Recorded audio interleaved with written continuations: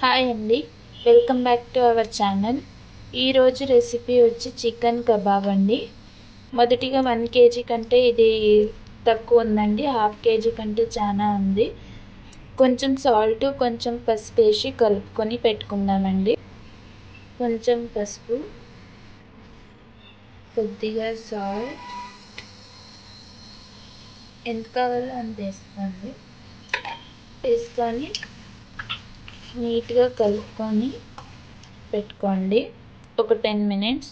దాని తర్వాత కబాబ్కి మసాలా కలుపుకోవడానికి కావలసిన పదార్థాలు: ఒక గుడ్డు, ఒక లెమన్, ఇది కార్న్ఫ్లోర్, బియ్యపిండి. కార్న్ఫ్లోర్ ఒక 3-4 టేబుల్ స్పూన్, బియ్యపిండి ఒక 2 టేబుల్ స్పూన్, ధనియా పౌడర్, చిల్లీ పౌడర్, వెల్లుల్లి, అల్లం, ఇది వచ్చి మిరియాల పౌడర్ అండి, లేదంటే మీరు మిరియాలైనా తీసుకోవచ్చును.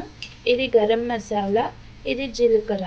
ఇది పౌడర్ అయినా చేసి పెట్టుకోండి, లేదా జీలకర్ర అల్లం వెల్లుల్లి మనం పేస్ట్ చేసుకుంటాం కదా, అప్పుడు దాంట్లోకి వేసుకొని పేస్ట్ చేసుకోండి. ఇప్పుడు అల్లం వెల్లుల్లి పేస్ట్ చేసుకుందామండి.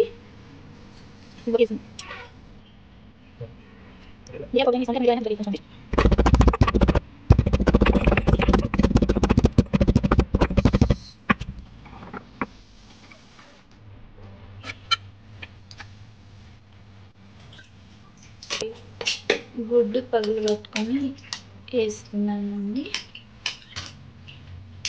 దీన్ని నీట్గా కలుపుకొని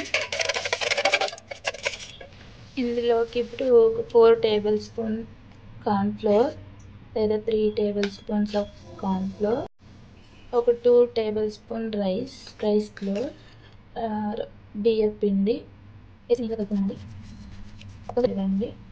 నెక్స్ట్ అల్లం వెల్లుల్లి పేస్ట్, గరం మసాలా, కారపొడి,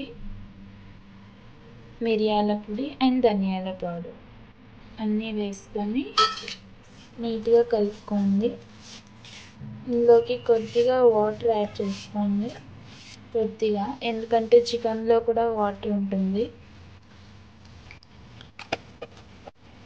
ఆల్రెడీ చికెన్లోకి సాల్ట్ వేసి కలిపాం కాబట్టి ఇక్కడ సాల్ట్ వేసుకోవట్లేదండి.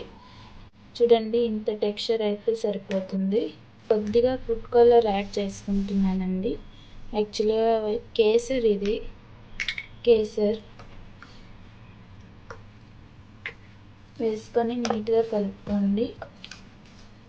కలుపుకున్న తర్వాత ఇప్పుడు చికెన్ మిక్స్ చేసుకుందాం. నీట్గా కలుపుకోండి.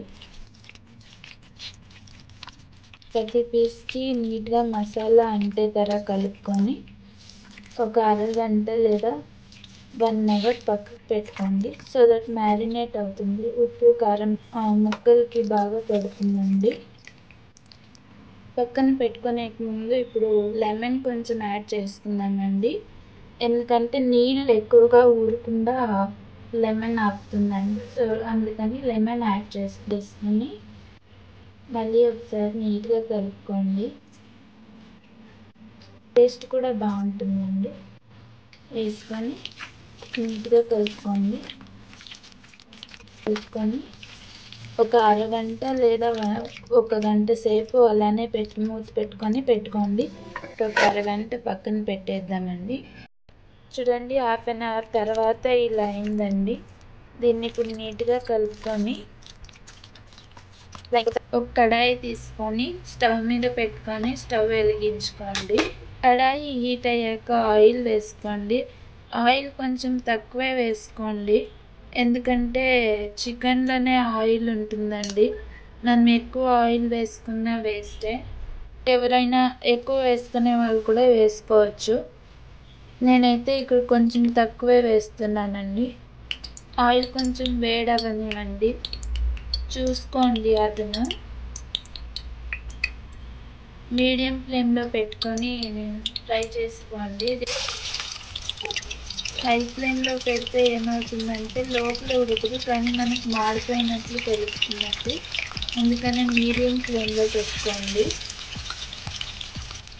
ముక్కలు వేసిన వెంటనే తిప్పుకోవద్దండి, కలుపుకోవద్దు. కొంచెం ఒక 1 మినిట్ లేదా ఒక 30 సెకండ్స్ ఉడికాక కలుపుకోండి. ఎందుకంటే వెంటనే కలిపితే ఏమవుతుందంటే కడాయికి కింద అంటుకుంటుందండి. ముక్కలు సరిగ్గా పైకి రావు. కొంచెం హీట్ ఎక్కాక కలుపుకుంటే నీట్‌గా వస్తాయి. ఇప్పుడు టర్న్ చేసుకుంటానండి. వెంటనే టర్న్ చేసేకపోతే కిందంతా అంటుకుంటుందండి, అందుకని. ఇప్పుడు టర్న్ చేసుకున్నాను.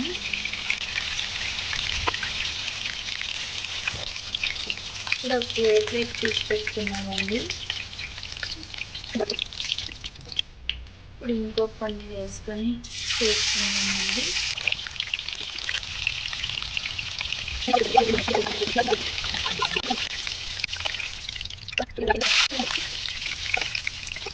ఇప్పుడు కొద్దిగా కరివేపాకు వేసుకొని గార్నిష్ కండి. ఇది ఫ్లేవర్ బాగుంటుంది.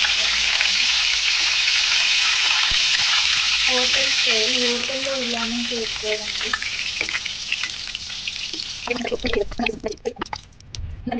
ఇంకొకసారి వేసుకొని హై ఫ్లేమ్లో పెట్టుకొని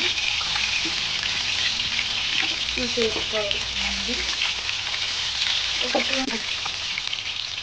ఆల్రెడీ ఫ్రై అయి ఉంటాయి కాబట్టి లాస్ట్లో అన్నిటిని వేసి డ్రై రోస్ట్ అంతేనండి, చాలండి.